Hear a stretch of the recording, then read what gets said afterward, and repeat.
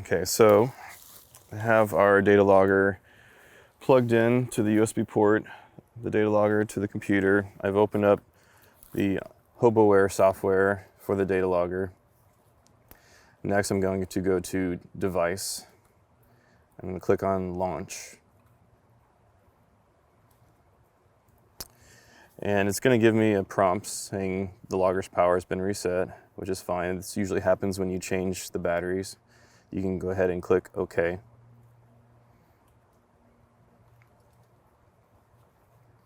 So on the screen, you're going to see the launch logger. It's going to have the name of your data logger at the top, which is just going to be the serial number for now on the default. You'll have the serial number as well, which you'll want to make a note of that in your notes. You can check the battery level here, and it shows our 4 sensors here. And you can label these if you want. You can give them a depth if you want to record. There's a label function right here. What we want to look at is deployment.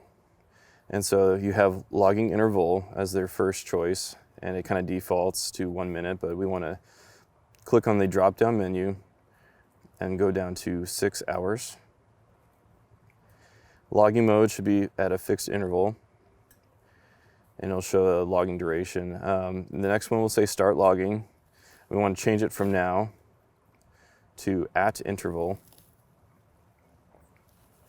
Okay, and so in the stop logging, we want to make sure that it is when memory fills is selected, and there's a few boxes. We want to make sure that they're all unchecked, so push buttons selected, so we'll make sure that that is not selected. And then at the very bottom, you'll see it says options, and it says turn LCD off. We want to check that box. That just saves on battery life. And then once we have all of our settings, we can click on delayed start. Okay. Load was successful. And now what we can do, now we've started it, we can go up to Device and click on Status. And this is just so we can check our data logger and see how our stats are looking here. So battery levels, 100%. Memory used is clear, so that's good. We have our logging interval here for 6 hours, so we're just checking our settings to make sure everything is correct. And at the bottom, you'll see a window. It shows current readings. So we can look at the current readings, and we can see the values here in degrees. And we want to look to make sure there are no off numbers. So what happens sometimes is these cables can be just slightly unplugged.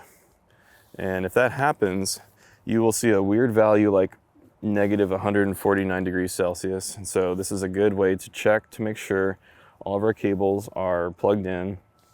And if you're coming back out into the field, it's also a good way to see if you have any bad sensors too. So if they're all plugged in, everything's good, but you still have one that is reading strange, then you know that that sensor is not good. So everything here looks great. All of our temperatures are reasonable. And so with that, we can just kind of close this. We can unplug our sensor. And all we want to do is make sure all of our cables are in the box. We don't want anything up on the edges here. Sometimes the cables can get caught up here. So we want to make sure everything's clear. There's no debris, no grass or anything on the rubber seal, keeping that clean. And we can just screw the box closed. And what you want to do is you don't really want to tighten it so much that you start to deform the rubber gasket. You want it to be firm, but you don't want to just overdo it. So it's kind of a, when you'll start to feel a little bit of pressure right about, yeah, there it is. Okay. So we don't want to wrench it down until it's completely tight, but tight enough that you have a good tight seal. Okay.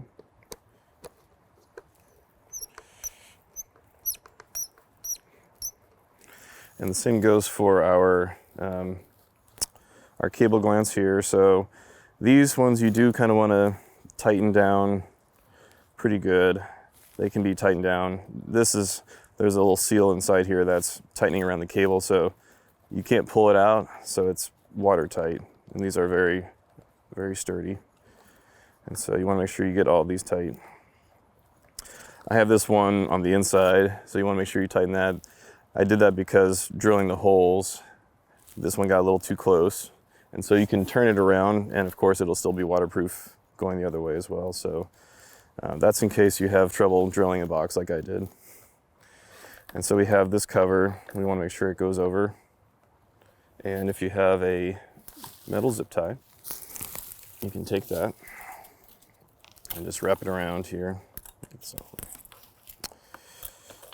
And you can just wrap this nice big zip tie around, and this will keep the box essentially from coming off. And we want to just protect it from critters. It's better to get it started. There we go. Okay. There you go. So this just goes over like that. Okay. And that'll hold that tightly in place. Okay. Like that. Okay. So we can just take our box, and if we have it on a tree, we can use some zip ties to tie it to a tree. If there are no trees, then you can keep it kind of on a slope like this. And then if you have some rocks, you can put some rocks around it just to protect the box and keep critters from seeing it and playing with it. But that's about it. That's install.